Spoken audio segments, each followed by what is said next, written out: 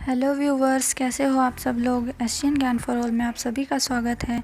CDP की जो हमने प्रैक्टिस सीरीज स्टार्ट की हुई है, चलिए हम उसको आगे बढ़ाते हैं।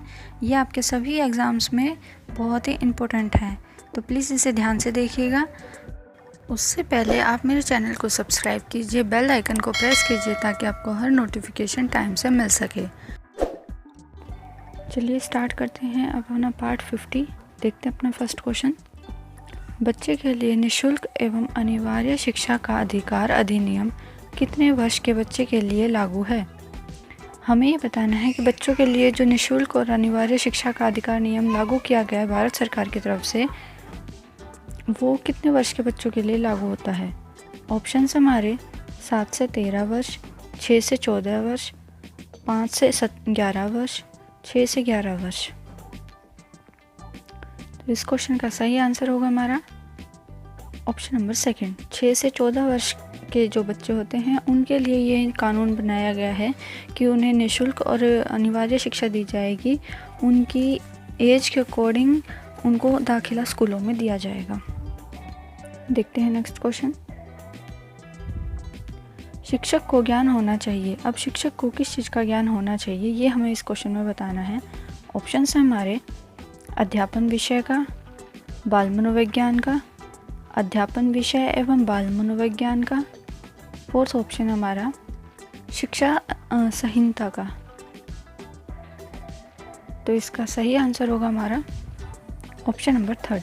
अध्यापन विषय एवं बाल मनोविज्ञान का शिक्षक को ज्ञान होना चाहिए, तभी वो अच्छी विधियों का प्रयोग करके शैक्षिक कार्य को रचनात्मक और रोचक बना सकता है। बढ़ते हैं नेक्स्ट क्वेश्चन की तरफ। नेक्स्ट क्वेश्चन है हमारा, एक बच्चे की वृद्धि और विकास के अध्ययन की सर्वाधिक अच्छी विधि कौन सी है। इन 4 ऑप्शंस में से देख के हमें ये बताना है कि बच्चे के विकास के लिए और उसकी बुद्धि के विकास के लिए, वृद्धि के लिए जो हम अध्ययन के लिए सबसे अच्छी विधि का प्रयोग करते हैं वो कौन सी हो सकती है। इन चारों में से ऑप्शन है हमारे मनोविश्लेषण विधि, विकासीय विधि, तुलनात्मक विधि, सांख्यिकी विधि। तो इसका सही आंसर होगा हमारा ऑप्शन नंबर सेकंड, विकासीय विधि। विकासीय विधि का ही प्रयोग करके हम वृद्धि और विकास दोनों को ही अच्छी तरह से उनका अध्ययन कर पाएंगे। देखते हैं नेक्स्ट क्वेश्चन। अब सामाजिकरण वह प्रक्रिया है जिससे बच्चे और वयस्क सीखते हैं। हमें ये बताना है कि सामाजिकरण सामाजिकरण जो है वो एक ऐसी प्रक्रिया है जिससे कि बच्चे और जो घर के यंग एज वाले जो होते हैं, वयस्क होते हैं, वो सीखते हैं। तो वो किन किन चीज़ों पे डिपेंड होता है, परिवार से, विद्यालय से, साथियों से, इन सभी से। तो इसका सही आंसर होगा ऑप्शन नंबर फोर्थ, इन सभी से। कोई भी बच्चा या फिर कोई भी घर में वयस्क होते हैं वो अपने परिवार, अपने विद्यालय या अपने संगी साथी जो होते हैं, उनके मित्र जो होते हैं उनके, उनसे वो सामाजिकरण की प्रक्रिया सीखते हैं कि समाज में कैसे रहना चाहिए, एक दूसरे की हेल्प कैसे करनी चाहिए। देखते हैं अब नेक्स्ट क्वेश्चन।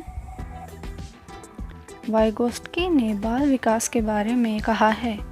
अब वाइगोत्स्की के अनुसार बाल विकास के बारे में उन्होंने क्या बोला है, ये हमें इन चारों में से चूज़ करना है।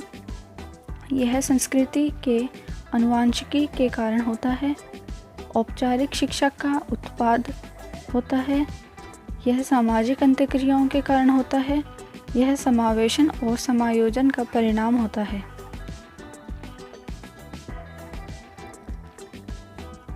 तो आप सबको पता है कि वाइगोत्स्की जो थे वो सामाजिक क्रियाओं के बारे में बताते थे और उन्हीं से ही वो ये बताते थे कि सामाजिक अंतःक्रियाओं के कारण ही बच्चों का विकास होता है। यानी ऑप्शन नंबर थर्ड जो है वो इसमें हमारा सही हो जाएगा। यह सामाजिक अंतःक्रियाओं के कारण होता है, यानी कि जो बाल विकास है वो सामाजिक अंतःक्रियाओं के कारण होता है। बच्चा जब समाज में अंतःक्रिया करना शुरू करता है तब बच्चे का विकास धीरे धीरे होना शुरू हो जाता है। देखते हैं हम नेक्स्ट क्वेश्चन। नेक्स्ट क्वेश्चन हमारा, गार्डन ने 7 बुद्धि का अभिमान निर्धारित किया है, इनमें से कौन सा नहीं है। गार्डन ने जो 7 बुद्धि के अभिमान दिए थे हमें, इन 4 ऑप्शंस में से देख के हमें ये बताना है कि कौन सा उनके अकॉर्डिंग नहीं है। ऑप्शंस हमारे स्थान संबंधी बुद्धि, अंतर्व्यक्तिक बुद्धि, भाषात्मक बुद्धि, भावनात्मक बुद्धि। तो इसका सही आंसर होगा ऑप्शन नंबर 4, भावनात्मक बुद्धि। गार्डनर की जो 7 बुद्धि के अधिमान उन्होंने दिए हैं उनमें स्थान संबंधी बुद्धि भी आता है, अंतर्व्यक्तिक बुद्धि भी आता है, भाषात्मक बुद्धि भी आता है, परंतु भावनात्मक बुद्धि उनके 7 बुद्धि के अभिमान में नहीं आता है। देखते हैं अब नेक्स्ट क्वेश्चन। सहयोगात्मक रणनीति की किस श्रेणी में महिलाएं निम्न में से संबंधित नहीं होती हैं? जो सहयोगात्मक रणनीतियाँ होती हैं उनकी श्रेणी जो होती हैं उनमें महिलाएं जो हैं वो संबंधित नहीं करती। कौन से इन चारों में से चूज़ करना है? ऑप्शन है हमारे स्वीकार्यता, प्रतिरोध, क्रांति, अनुकूलन। तो इसका आंसर होगा हमारा ऑप्शन नंबर 2, प्रतिरोध। सहयोगात्मक रणनीति के प्रतिरोध श्रेणी में महिलाएं जो हैं वो संबंधित नहीं होती हैं। देखते हैं नेक्स्ट क्वेश्चन। यदि बच्चे की मानसिक आयु 5 वर्ष तथा वास्तविक आयु 4 वर्ष है तो उस बच्चे का IQ होगा। ये हमने काफ़ी बार देखा है। जो बीने साइमन जी का स्केल है यानी कि बुद्धि लब्धि मापने का जो फॉर्मूला है वो उन्होंने दिया था और उन्होंने कहा था कि बच्चे की वास्तविक आयु और मानसिक आयु का अनुपात गुणा में अगर 100 कर दिया जाए तो उनकी बुद्धि लब्धि निकल के आ जाती है, यानी कि मानसिक आयु अपॉन में वास्तविक आयु गुणा में 100। इस फॉर्मूले में अगर हम इनकी आयु रखेंगे तो हमें उसकी बुद्धि लब्धि का पता लग जाएगा। तो ऑप्शन हमारे 125, 80, 120, 100।